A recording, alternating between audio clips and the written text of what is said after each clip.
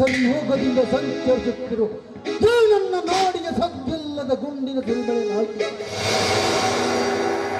ನನ್ನನ್ನು ಕೈದಿಯನ್ನಾಗಿ ಮಾಡಿದನಲ್ಲ ಆ ಜಯರಾಮ್. ಹಂತವಾಗಿ ಮಾಡುತ್ತಿರುವ ಪ್ರತಿಯೊಂದು ಕೋಲಕ್ಕೆ ಅಡ್ಡಾಗಿ ನಿಂತಿರುವನಲ್ಲ ಆ ಜೋಗಿ ಜಯರಾಮ್.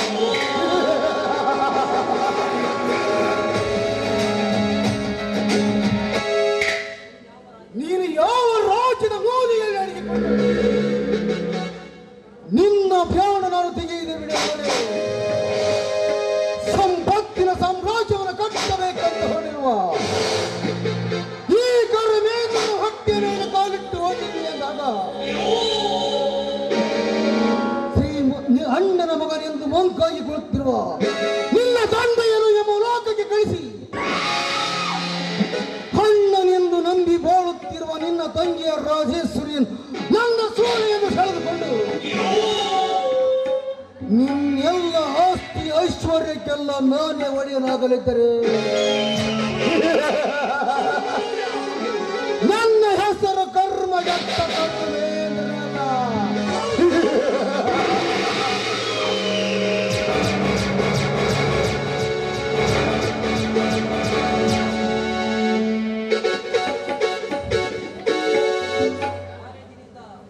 ಓಹೋ, ಕಾಲೇಜಿಂದ ನನ್ನ ರಾಜಶ್ರೀ ಇನ್ನು ಈ ಕಡೆ ಬಂದಂತೆ ಕಾಣುತ್ತದೆ.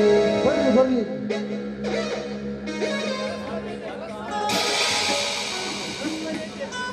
ಏನನ್ನ ನೀವು ಈ ಕಡೆಗೆ? ಕಾಲೇಜಿಗೆ ಹೋದ ನನ್ನ ರಾಜಶ್ರೀ ಯಾವುದರ ವಿಲೇಜ್ ತರ ಹಿಡಿದು ಹೊರಟಳಂದು ನೋಡಲು ಬಂದೆ ಅಷ್ಟೇ. ನೋಡಿದ್ದಾಯ್ತಲ್ಲಣ್ಣ, ನಡೆಯನೇ ಮನೆಗೆ ಹೋಗೋಣ. ಮನೆಗೆ ಹೋಗಿ ಮೌನವಾಗಿ ಕುಳಿತುಕೊಳ್ಳೋದ್ರಲ್ಲಿ ಏನಿದೆ ರಾಜಶ್ರೀ? ಬೇಗನೆ ಕರಮೇಂದ್ರ ಮನೆ ಸೇರಿ ನಿನ್ನ ಮನಸ್ಸು ಶಾಂತಿ ಮಾಡಿಕೋ. ಅಂದ್ರೆ ನಿನ್ನ ಮಾತಿನ ಅರ್ಥದ ಅನರ್ಥದ ಮಧ್ಯೆ ನಿಂತು ವಿಚಾರಿಸಲು ಕುಳಿತರೆ ವ್ಯರ್ಥ ಹಾಳಾಗಿ ಹೋಗುವುದು ರಾಜಶ್ರೀ. ನಿನ್ನ ಜೀವನದ ಅರ್ಥ ಪರಂಪರೆ ಎಂದು ಪೂರ್ತಿಯಾಗಿ ಮನ ಬಿಚ್ಚಿ ನನ್ನನ್ನು ಕೈಗಿದ್ದರೆ ನಾವು ಭೂಸ್ತೃತಿ ತುಂಬುವುದು ನಿನ್ನ ಬಾಳಿಗೆ. ಒಡ ಹುಟ್ಟಿದ ಅಣ್ಣನ ಬಾಯಲ್ಲಿ ಇಂಥ ಶಬ್ದವೇ? ಅಣ್ಣ ಯಾರು ನಿನ್ನ ರಾಜಶ್ರೀ? ದಿನಕ್ಕೊತ್ತು ಸತ್ಪುರುಷನ್ನು ಹಿಡಿದು ಯಸ್ವಿಯಿಂದ ಬಂದನಾಗಿ ದಿನಕ್ಕೊಂದು ಪೊಲೀಸ್ ಠಾಣೆಗೆ ತಲೆ ಎತ್ತಿ ಕುಳಿತಿದ್ದಾನಲ್ಲ ಅವನು ನಿನ್ನಣ್ಣ. ನಮ್ಮ ತಾರುಣ್ಯದಿಂದ ಅಡಿಗಿಂದ ಮುಡಿವರೆಗೂ ರಕ್ತವಾಗಿ ಸೋಪಿಸುತ್ತಿರುವ ಅಡಿ ಎತ್ತು ಬಂದಿರುವನು ಇವನು ನಿನ್ನ ಮುಚ್ಚಾಂಡರ ಪಶು ಅಂತವನೇ. ಒಂದೇ ರಕ್ತದಿಂದ ಉತ್ಪತ್ತಿರುವ ತಂಗಿಯ ಮೇಲೆ ಕಾಮದ ಕಣ್ಣನ್ನು ಹಾಕ್ತಾ ಇದೆಯಲ್ಲ, ನಾಚಿಕೆ ಹೋಗುತ್ತಿದೆ ಮಾನಿನ ಹೇಗೆ?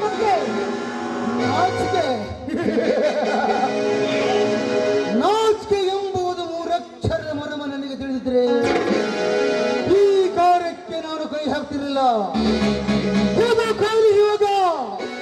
ನಿಮ್ಮಂತರ ರೂಪವಾಗಿ ಕೈ ಹಿಡಿದು ಕುಡಿದಾಡುವ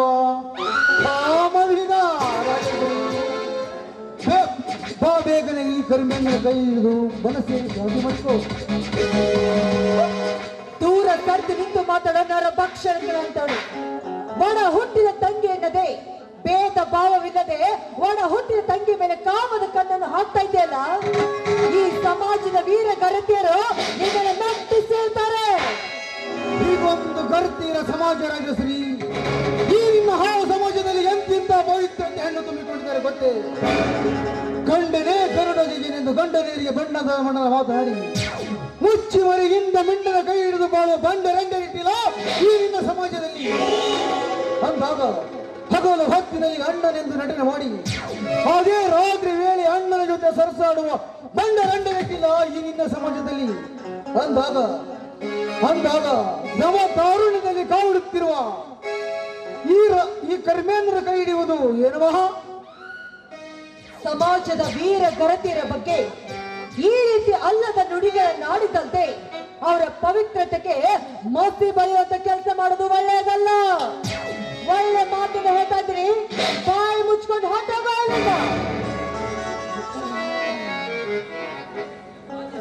ರಾಜಶ್ರೀ, ರಾಜ ಮಹಾರಾಜರ ಕಾಲದಿಂದ ಅಷ್ಟೇ ಅಲ್ಲ, ದೇವಾನ ದೇವತಿ ಕಾಲದಿಂದ ಸುಖವಾದ ಕಾಮದ ವಿಲಾಸದ ಜೀವನ ನಿನ್ನಂತ ಮಳ್ಳು ಹುಡುಗಿಗೆಯನ್ನು ಗೊತ್ತು. ಈ ಸೃಷ್ಟಿಯನ್ನು ನಿರ್ಮಿಸಿದ ಆ ಪ್ರೇಮ ತನ್ನ ಕಾಮದ ಲಾಲಾಸಿಗಾಗಿ ತನ್ನ ಮಗಳ ಸರಸ್ವತಿಗೆ ಏಕೆ ಸಂಬೋಧಿಸಿದ? ಅಂದಾಗ ಅಣ್ಣ ತಂಗಿ ಎಂದು ದಿಂಗಿ ಬಿಡಬೇಕು ಅಂದರೆ ಬಂಡೆಗೆಟ್ಟು ಹೋಗುವ ಈಗ ನನ್ನ ಕೈಯಲ್ಲಿ. ಏನು ನನ್ನ ಬಂಡೆಗಸ್ತ್ಯ? ಎಲ್ಲ ಪುಂಡ ಚಂದ ತಿರುವೆನೆಂದು ಸೊಕ್ಕಿಯಿಂದ ಮಾತಾಡ್ತಾ ಇದೆಯಲ್ಲ. ಒಂದು ಹೆಣ್ಣಿನ ಪರಾಕ್ರಮ ಎಂತದ್ದು ಎಂಬುದು ಅರಿಯದ ಶ್ವಾನ ನೀನು. ದ್ರೌಪದಿಯನ್ನು ಭಂಗಗೊಳಿಸಬೇಕೆಂದು ಬಂದಿರುವ ದುಷ್ಟ ದುಶ್ಯಾಸನ ಅವಳ ಗಂಡ ಭೀಮನ ಕೈಯಲ್ಲಿ ಸಿಕ್ಕು ಸತ್ತು ಹೋದ. ಅಷ್ಟೇ ಅಲ್ಲ ಕಣೋ, ಆ ಸೀತಾದೇವಿಯನ್ನು ಹೊತ್ತೈದು ಅವಳನ್ನು ಕೂಡ ಬಂಡಗೆಳಿಸಬೇಕೆಂದು ಬಂದಿರುವ ಆ ರಾವಣ ಅವಳ ಗಂಡ ರಾಮನ ಕೈಯಲ್ಲಿ ತನ್ನ 10 ತಲೆಯನ್ನು ಕಟ್ಕೊಂಡು ಸತ್ತು ಹೋದ. ಅಷ್ಟೇ ಅಲ್ಲ, ತ್ರಿಲೋಕ ಮಾತೆ ಎನಿಸಿಕೊಂಡಿರುವ ಆ ನನ್ನ ತಾಯಿಯ ಮೇಲೆ ಶುಂಭ ನಿಶುಂಭರು ಕಾಮದ ಕಣ್ಣು ಹಾಕಿದಾಗ ನನ್ನಂತ ಹೆಣ್ಣು ರಣ ಚಡ್ಡಿ ಹಾಕಿ ಅವರನ್ನು ಸಂಹಾರ ಮಾಡಿದ್ದು ನಿಮಗೆ ಗೊತ್ತಿಲ್ವಾ? ಅದನ್ನೆಲ್ಲ ಲೆಕ್ಕಿಸದೆ ನೀನನ್ನ ಹತ್ತಿರ ಬಂದಿದ್ದಾಳು ಜೋದ್ರೆ ನಿನ್ನ ಪರಿಣಾಮ ನೆಟ್ಟಗಿರೋದಿಲ್ಲ. ಮೇಲಾಗಿ ನಿನ್ನ ರುಂಡವನ್ನು ನಾನು ಕತ್ತರಿಸಬೇಕಾಗುತ್ತದೆ.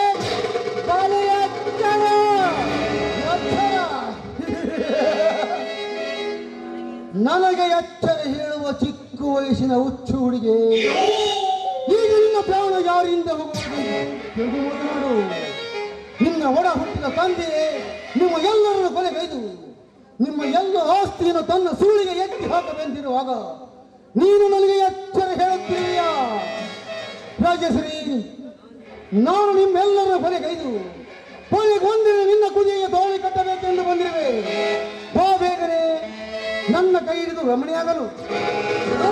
ಕತ್ತೆ ಅದು ಮಾತ್ರ ಈ ಜನ್ಮದಲ್ಲಿ ಸಾಧ್ಯವಿಲ್ಲ ಅಂತ ತಿಳಿದುಕೊಂಡಿನ.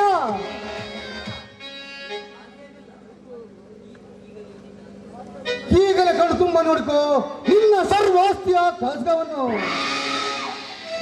ಅಣ್ಣನೆಂದು ಮರೆತು ಈ ಸಮಾಜದಲ್ಲಿ ಸತಿಯಾಗಿ ಬಾಳುತ್ತೀಯೋ ಅಥವಾ ನಿನ್ನ ಅಣ್ಣನಂತೆ ಬೀದಿ ಬಾಲಾಗಿ ಬೀಳುತ್ತೀಯೋ?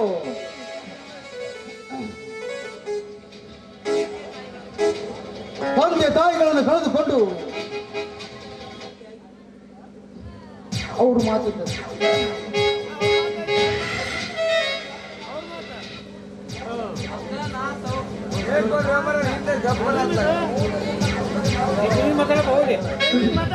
ಮೌನದಿಂದ ಕುಳಿತರೆ ಮಾನ ಹೋಗುವುದು ಖಂಡಿತ ರಾಜೇಶ್ವರಿ. ಬೇಗನೆ ಈ ಸಮಾಜದಲ್ಲಿ ಹಿಂದೆ ನೋಡದೆ ತಲೆ ಎತ್ತಿಬೋಳು. ಸತ್ಯವಾಗಿಯೂ ಈ ಮಾತನ್ನು ನಡೆಸಿಕೊಡ್ತೀರಾ ನೀವು? ನನ್ನಾಣೆ ನಿನ್ನಾಣೆ ಆ ದೇವರಾಣೆ. ಹೌದಾ? ಹಾ, ನುಡಿಸು ನಿನ್ನ ಪ್ರೀತಿಯಿಂದ ಹೊರಬರುವ ಪ್ರೇಮರಾಗದ ತಂದೆಯನ್ನು. ಆಯ್ತು ರಾಜ, ನಿಮ್ ಇಷ್ಟದಂತೆ ಆಗಲಿ.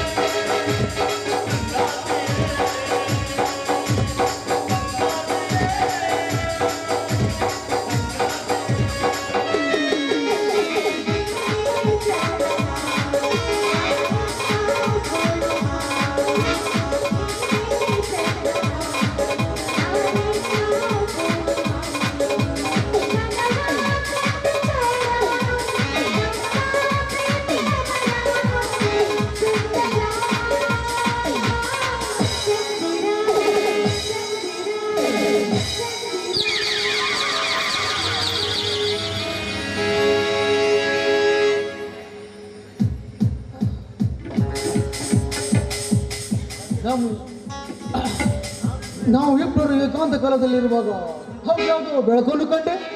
ಹೌದು ರಾಜ, ಆ ಬೆಳಕನ್ನು ನಾನು ಸಹ ಕಂಡೆ. ಅದು ಅಲ್ಲಿ ನೋಡಿ, ಅವನು ಓಡಿ ಹೋಗ್ತಾ ಇದ್ದಾನೆ.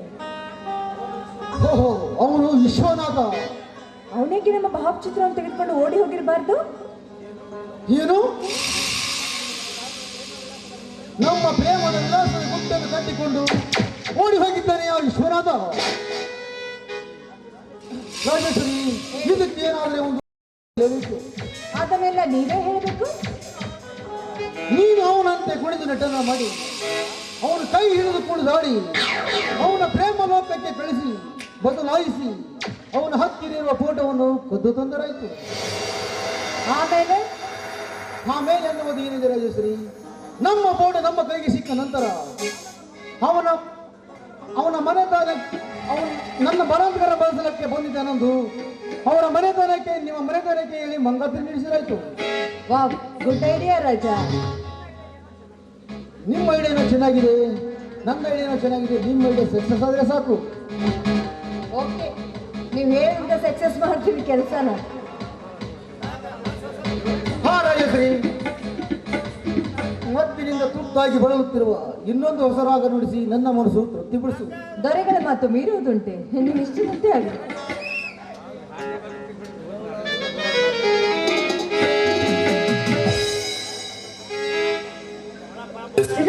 So, gentlemen,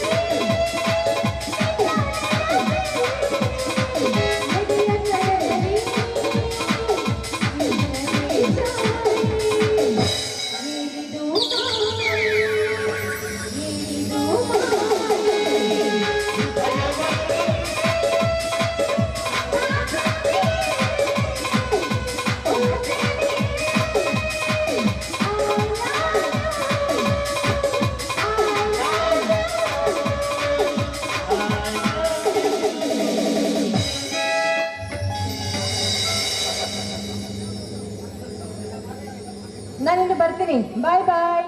Tata. ಬಾಯ್ ಬಾಯ್. ಟಾಟಾ ಟಾಟಾ. ಬಾಯ್ ಬಾಯ್.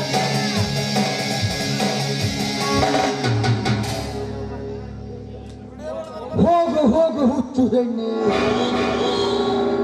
ನನ್ನ ಕಪಟದ ನಾಟಕದ ಕುತಂತ್ರ ನಿನ್ನಂತ ಹುಡುಗಿಗೇನು ಗೊತ್ತು? ಕಾಲೇ ಕಾಲಕ್ಕೆ ಮುರುಳದ ನೀನು ಹುರುಳೆಲ್ಲವ ಹೆಣ್ಣಾಗಿ ಬಿದ್ದಿ ನನ್ನ ಕಾಲಡಿಯಲ್ಲಿ.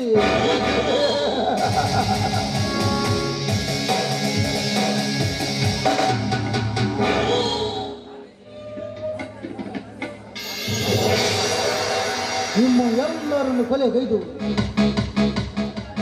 ಅಣ್ಣನೆಂದು ನಂಬಿ ಬಾಳುತ್ತಿರುವ ಜಯರಾಮನನ್ನು ಕೊಲೆ ಮಾಡಿ ಕೊನೆಗೆ ನಿನ್ನ ಒಂದು ದಿನ ನಿನ್ನ ಕುದಿಯ ತಾಳಿ ಕಟ್ಟಲಿದ್ದರೆ ನನ್ನ ಹೆಸರು ಕರ್ಮೇಂದ್ರನೇ ಅಲ್ಲ.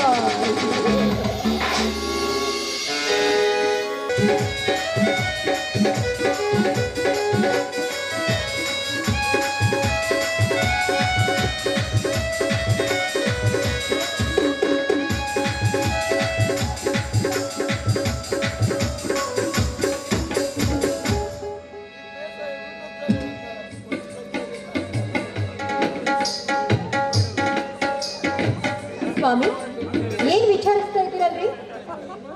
ಏನಿಲ್ಲ ಬಾಲ್ಯಶ್ರೀ, ಸ್ವಲ್ಪ ವಿಚಾರಗ್ರಸ್ತನಾಗಿದ್ದೆ ಅಷ್ಟೇ. ಹಾಗಾದ್ರೆ ಮೊದಲು ಚಹಾ ಕುಡಿರಿ, ನಿಮ್ ತಲೆ ತಾನಾಗಿ ಸರಿ ಹೋಗುತ್ತೆ. ತಗೋ.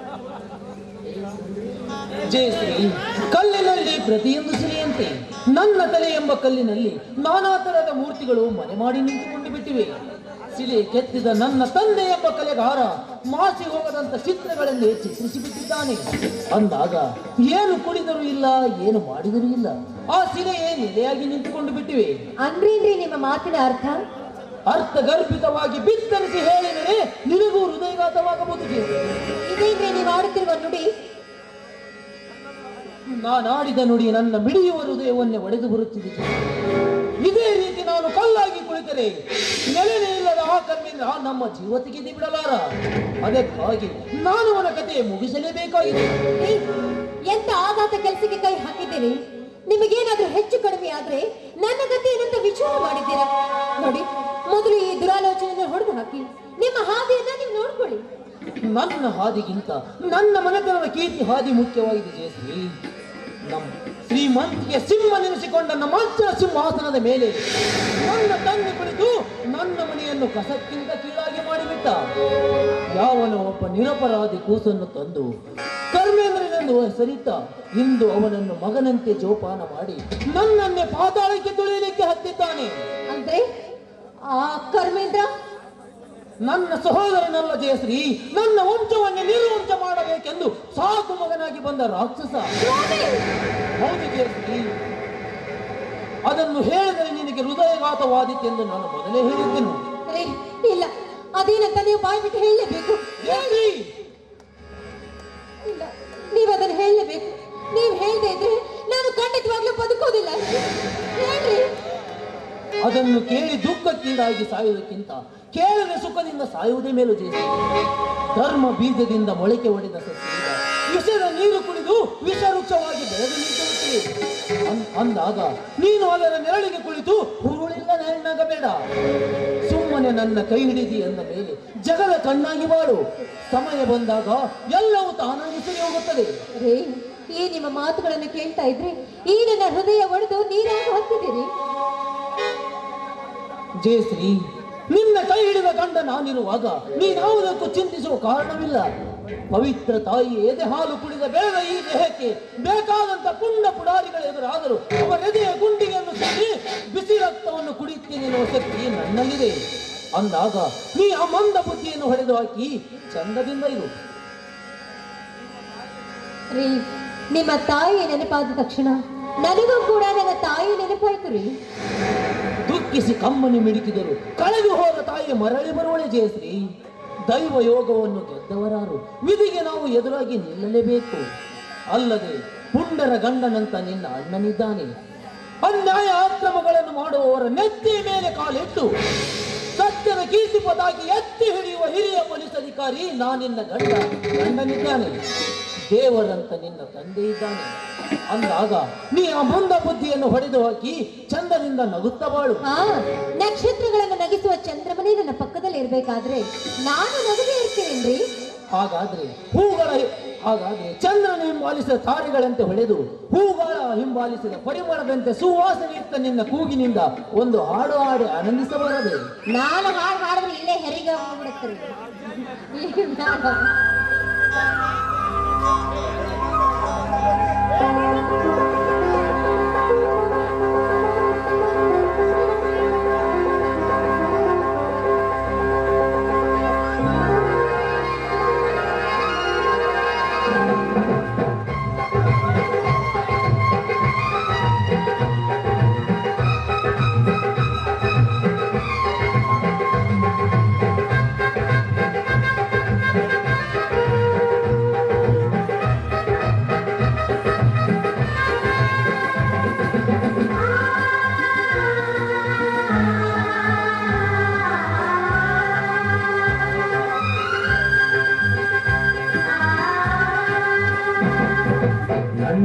ಪ್ರೀತಿ ದೇವಿ ನಿನಗೆ ಕ್ಷೀರಾಭಿಷೇಕ,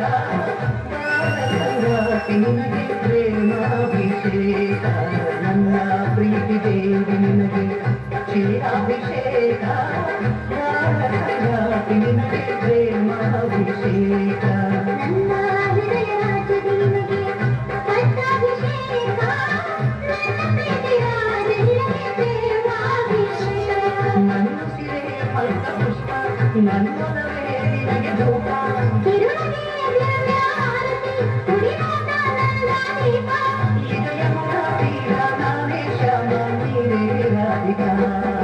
ನನ್ನ ಪ್ರೀತಿ ದೇವಿ ನಿನಗೆ ಕ್ಷೀರಾಭಿಷೇಕ, ಪ್ರಾಣ ಸಖ್ಯಾತಿ ನಿನಗೆ ಪ್ರೇಮಾಭಿಷೇಕ.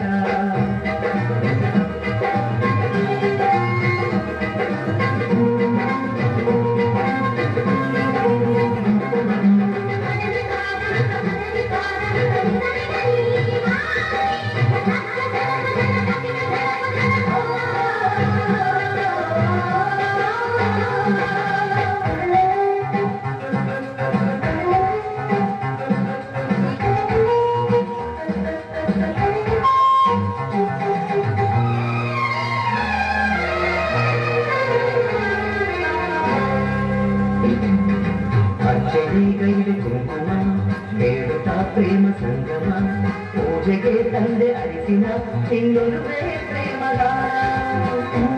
ಮೂರು ಗಂಟಲು ಬೇಸರ ದಿವ್ಯ ಗಂಟಲು, ಪಾವನಾಯಿ ಬಂಧನ ಇದು ಕಾದಿನ ಗಾನ.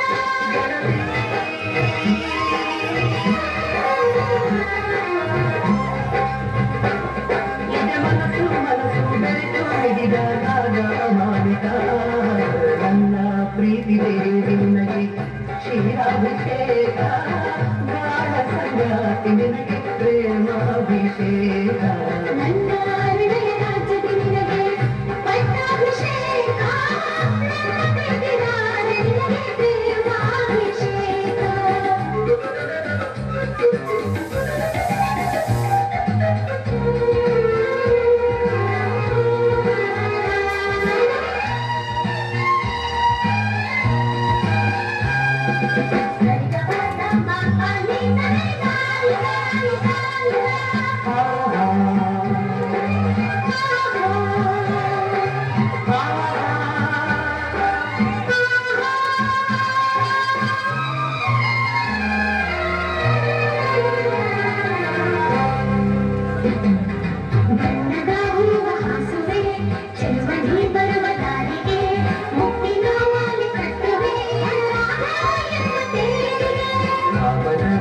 ಹೊಡಿಸುವೆ ಅಂಗದ ಭವ್ಯ ಶಿಲ್ಪತಿ, ಸಂಜಯ ರಂಗಿನ ಕುಡಿ ತರುವೆ ನಿನ್ನ ಪಾದಕ್ಕೆ.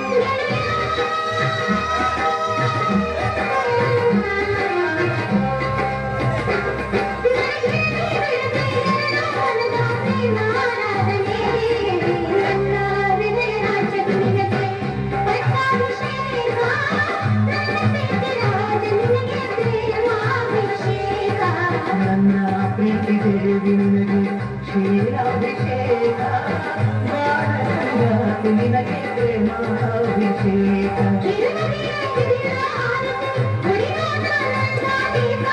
ನನ್ನ ಸಿರೆ ಮಂತ್ರ ಪುಷ್ಪ ನನ್ನೊಲವೇ ನಿನಗೆ ಧೂಪ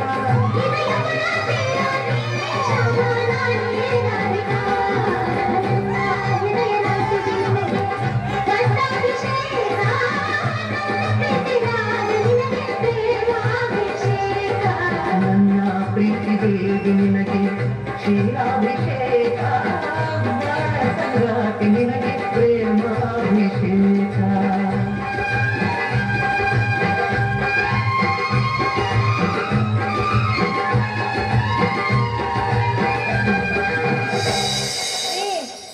ಮುಂದಿನ ವರ್ಷ ನೆಲ ನೋಡ್ಬೇಡ್ರಿ. ಹಲೋ ಸರ್, ಇವಾಗ ಟೆಲಿಗ್ರಾಮ್ ಇದೆ.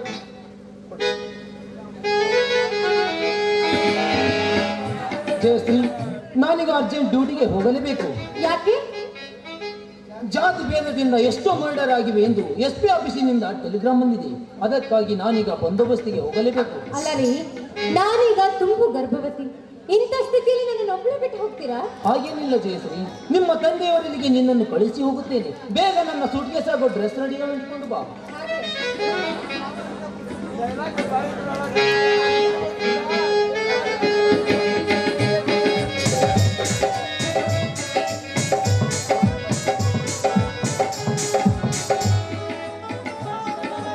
ಸಾಹೇಬ್ರೆ, ಓಹೋ, ನನ್ನ ಮಾವಂದಿರು. ಬನ್ನಿ ಬನ್ನಿ ಮಾವನವರೇ, ಈಗ ಬನ್ನಿರಾ? ಬನ್ನಿ ಕುಳಿತುಕೊಳ್ಳಿ. ವಿಶ್ವನಾಥ, ನೀ ಈ ಕಡೆ ಬಾ. ಇರಲಿ, ತಂಗಿ ಇಲ್ಲವೇ? ಇದ್ದಾಳೆ. ಯಾಕೆಂದರೆ ನಾನೀಗ ಅರ್ಜೆಂಟ್ ಆಗಿ ಡ್ಯೂಟಿಗೆ ಹೋಗಲೇಬೇಕು. ಅದಕ್ಕಾಗಿ ನನ್ನ ಡ್ರೆಸ್ ಹಾಗೂ ಸೂಟ್ಕೇಸ್ ರೆಡಿ ಮಾಡಲಿಕ್ಕೆ ಹತ್ತಿದ್ದಾಳೆ. ಟೆಲಿಗ್ರಾಮ್ ಬಂದಿದೆಯಾ? ಹೌದು ವಿಶ್ವನಾಥ, ಜಾತಿ ಭೇದದ ಗಲಭೆ ಎದ್ದು ಎಷ್ಟೋ ಮರ್ಡರ್ ಆಗಿವೆ ಎಂದು SP ಆಫೀಸಿಂದ ಟೆಲಿಗ್ರಾಮ್ ಬಂದಿದೆ. ಹುಚ್ಚುತನದಿಂದ ಎಷ್ಟೋ ಜನ ಪ್ರಾಣಾಹುತಿಗೆ ಬಲಿಯಾಗಿದ್ದಾರೆ. ಅದಕ್ಕಾಗಿ ಬೇಗ ಬರಬೇಕೆಂದು SP ಆಫೀಸಿಂದ ಟೆಲಿಗ್ರಾಮ್ ಬಂದಿದೆ. ಅದಕ್ಕಾಗಿ ನಿಮ್ಮ ತಂಗಿಯನ್ನು ನಿಮ್ಮಲ್ಲಿಗೆ ಕಳಿಸಲು ಹೋಗುವಷ್ಟರಲ್ಲಿ ನೀವೇ ಬಂದು ಬಿಟ್ಟಿರಿ. ಬಹಳ ಸಂತೋಷ. ಜಯಶ್ರೀ, ಬೇಗ ಬಾರಿ, ನಿಮ್ಮ ತಂದೆ ಹಾಗೂ ಅಣ್ಣಂದಿರು ಬಂದಿದ್ದಾರೆ.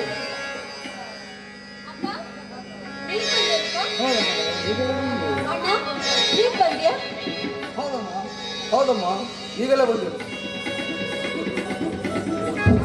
ಜಯಶ್ರೀ, ಸಮಯಕ್ಕೆ ಸರಿಯಾಗಿ ನಿನ್ನನ್ನು ಕರೆಯಲಿಕ್ಕೆ ನಿಮ್ಮ ತಂದೆ ಹಾಗೂ ಅಣ್ಣಂದಿರು ಬಂದಿದ್ದಾರೆ. ನೀನು ಅವರೊಂದಿಗೆ ಹೋಗಿಬಿಡು. ನಾನು ಮುಂದಿನ ತಿಂಗಳು ರಜೆ ಸಿಕ್ಕಾಗ ಬರುತ್ತೇನೆ.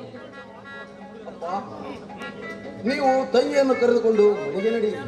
ನಾನು ಸ್ವಲ್ಪ ಇವ್ರನ್ನ ಬಸ್ ಸ್ಟ್ಯಾಂಡಿನವರೆಗೆ ಬಿಟ್ಟು ಬರುತ್ತೇನೆ. ಜಯಶ್ರೀ, ಗರ್ಭವತಿಯಾದ ನಿನಗೆ ಏನೇ ತೊಂದರೆ ಬಂದರೂ ಅದನ್ನು ಮನಸ್ಸಿಗೆ ಹಚ್ಚಿಕೊಳ್ಳದೆ ಚಂದ್ರದಿಂದ ಇರು. ನಾನಿನ್ನು ಹೋಗಿ ಬರುತ್ತೇನೆ.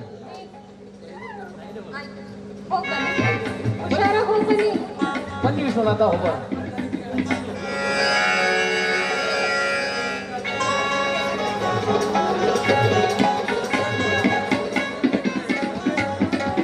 ಯಜಮಾನರು ದೇಶ ಸೇವೆ ಹೋಗಿ ಮುನ್ನ ನಿನ್ನ ನೀರೇ ತಮ್ಮ. ಅಪ್ಪ, ಕಣ್ಣೆಲ್ಲ ಕತ್ತಲೆಯ ದಿನದಿನಗೂ ಉದ್ಭವಿಸಿ ನಿಂತಾಗ ಹೇಗೆ ಸಹಿಸಿಕೊಳ್ಳಪ್ಪ ಈ ಹಿಂಸೆಯನ್ನು? ಹೇಗೆ ತಡೆದುಕೊಳ್ಳಪ್ಪ ಈ ದುಃಖದ ದಾಹವನ್ನು? ವಿಷಯ ವಿಪರೀತಕ್ಕೆ ಇದು ಖಂಡಾಂತರದ ಗಂಡಿಯನ್ನು ಏರಲು ಅದಕ್ಕೆ ತಲೆಬಾಗಿ ಬಂಡಕೋರನಾಗಬಾರದು ಮಗಳೇ. ಅಪ್ಪ, ಬಿಚ್ಚಿ ಹೇಳಿದ್ರು ಅಚ್ಚಳಿದಂತೆ ಎದ್ದು ನಿಂತಿದೆಯಪ್ಪ ಈ ವಿಷಯ. ವಿಷಯ ವಿಪರೀತಕ್ಕೆ ಇದು ಖಂಡಾಂತರದ ಗಂಡಿಯನ್ನು ಏರಲು ನಾವು ಅದಕ್ಕೆ ತಲೆಬಾಗಿ ಬಂಡಕೋರನಾಗಬಾರದು. ಸೌಜನ್ಯದ ಸಾಗರ ಬೀಜವಿನಬೇಕೈನಃ ದೌರ್ಜನ್ಯದ ತೆರೆ ಬಂದಿತ್ತಂದಲ್ಲಿ ಮೊದಲಿಗೆ ಸಾಯಬಾರದು ಮಗಳೇ.